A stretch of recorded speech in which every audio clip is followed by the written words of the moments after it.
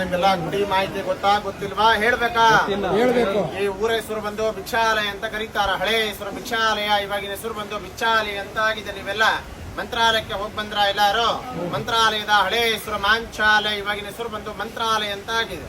ನೀವೆಲ್ಲ ಪೂಜ್ಯಾಯ ರಾಘವೇಂದ್ರಾಯ ಸತ್ಯ ಧರ್ಮರತಾಯ ಚ ಮಂತ್ರ ಕೇಳಿದಿರಲ್ವಾ?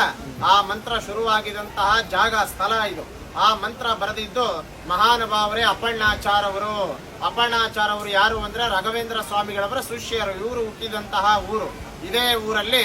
ರಾಘವೇಂದ್ರ ಸ್ವಾಮಿಗಳವರು ಅವರ ಮಂತ್ರಾಲಯಕ್ಕೆ ಹೋಗಿನ ಮುಂಚೆ 13 ವರ್ಷ ಕಾಲ ರಾಯರು ಇದೇ ಜಾಗದಲ್ಲಿ ಇದ್ದಿತ್ತು.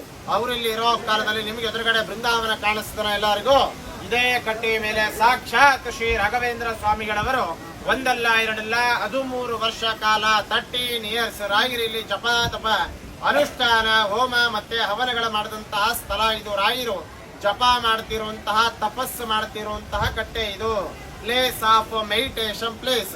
ರಾಘವೇಂದ್ರ ಸ್ವಾಮಿಗಳವರಿಗೆ ಪ್ರತಿನಿತ್ಯನೂ ಅವರು ಇಲ್ಲಿ ಊಟ ಮಾಡುವ ಅಂದ್ರೆ ಭೋಜನ ಮಾಡುವ ಸಮಯದಲ್ಲಿ ಅವರಿಗೆ ತುಂಬಾ ಇಷ್ಟವಾದ ಪದಾರ್ಥ ಬಂದು ಕಡ್ಲೆ ಬೇಳೆ ಚಟ್ನಿ ಮತ್ತೆ ಮಸ್ತಿ ಕಡುಬು ಅಂತ ಬರ್ತದೆ. ಮಸ್ತಿ ಕಡುಬು ಅಂದ್ರೆ ನೀವು ನಾಳೆ ಗಣೇಶ ಚತುರ್ಥಿ ಗಣಪತಿ ಹಬ್ಬ ಬಂದಾಗ ದೇವರ ನೈವೇದ್ಯಕ್ಕೆ ಊರಣದ ಕಡುಬು ಅಂತ ಮಾಡ್ತೀರಿ.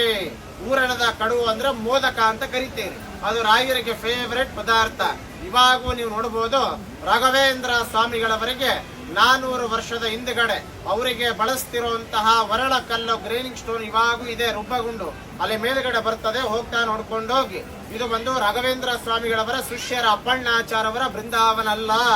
ಅಪ್ಪಣ್ಣಾಚಾರ್ ಅವರು ಕಟ್ಟಿದಂತಹ ರಾಘವೇಂದ್ರ ಸ್ವಾಮಿಗಳವರ ಪ್ರಥಮ ಅಂದ್ರೆ ಫಸ್ಟ್ ಏಕಶಿಲಾ ಬೃಂದಾವನ.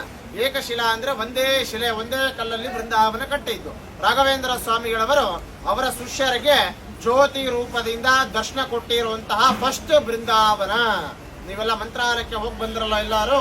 ಮಂತ್ರಾಲಯದಲ್ಲಿ ಬಂದು ರಾಘವೇಂದ್ರ ಸ್ವಾಮಿಗಳವರು ಜೀವಂತವಾಗಿ ಕೂತಿದ್ದು ಮೂಲ ಬೃಂದಾವನ ಅಂತ ಕರೀತಾರೆ. ಮಂತ್ರಾಲಯದಲ್ಲಿ ನೀವೆಲ್ಲ ಜೀವ ಸಮಾಧಿ ಅಂತ ಕರೀತೀರಿ. ಜೀವ ಸಮಾಧಿ ಅಂತ ಕರೀಬಾರ್ದು, ಮೂಲ ಬೃಂದಾವನ ಅಂತ ಕರಿಬೇಕು.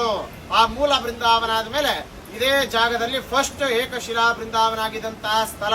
ನೀವು ಬಂದಿದಂತಹ ಈ ಜಾಗ ಮಾಮೂಲಿ ಕ್ಷೇತ್ರ ಅಲ್ಲ. ಇವಾಗೂ ಕೂಡ ಬೆಳಗ್ಗೆ ಮುಂಜಾನೆ 4 ಮತ್ತೆ 4:15 ಸುಮಾರು ರಾಘವೇಂದ್ರ ಸ್ವಾಮಿಗಳವರು ಮತ್ತೆ ಅಪ್ಪಣ್ಣಾಚಾರ್ ಅವರು ಇವಾಗೂ ಸಹ ಅವರು ಸ್ನಾನ ಮಾಡಿ ಹೋಗ್ತಿರುವಂತಹ ಪ್ರತೀತಿ ಇದೆ. ಕೆಲವೊಮ್ಮೆ ಅವರ ಕಾಲಜ್ಜಿಗಳು ಬಿದ್ದಿರ್ತವೆ. ಇವಾಗಿರೋರು ಬಂದು ಅಪ್ಪಣ್ಣಾಚಾರ್ ಅವರ 6th ಜನರೇಷನ್ ಅಂತ ಕರೀತೇವೆ. 6th ಅಂದ್ರೆ 6ನೇ ಜನರೇಷನ್ ಅಂತ. ಈ ಮಠ ಎಲ್ಲ ನೋಡ್ಕೊಂಬೋದೆಲ್ಲ ನಾವೇ. ಇಲ್ಲಿ ಏನು ವಿಶೇಷ ವೈಶಿಷ್ಟ್ಯ ಏನು ಅಂತಂದ್ರೆ ಈ ಕ್ಷೇತ್ರದಲ್ಲಿ ರಾಘವೇಂದ್ರ ಸ್ವಾಮಿಗಳವರು ಇರೋ ಕಾಲದಲ್ಲಿ ಇಲ್ಲಿ ಏನು ಪೂಜೆ ಸಂಪ್ರದಾಯ ಪ್ರಾರಂಭವಾಗಿದೆನೋ ಪೂರ್ವ ಕಾಲದಿಂದನೂ ನಾವು ಮುಂದುವರ್ಸ್ಕೊಂಡ್ ಬರ್ತಾ ಇದ್ದೇವೆ.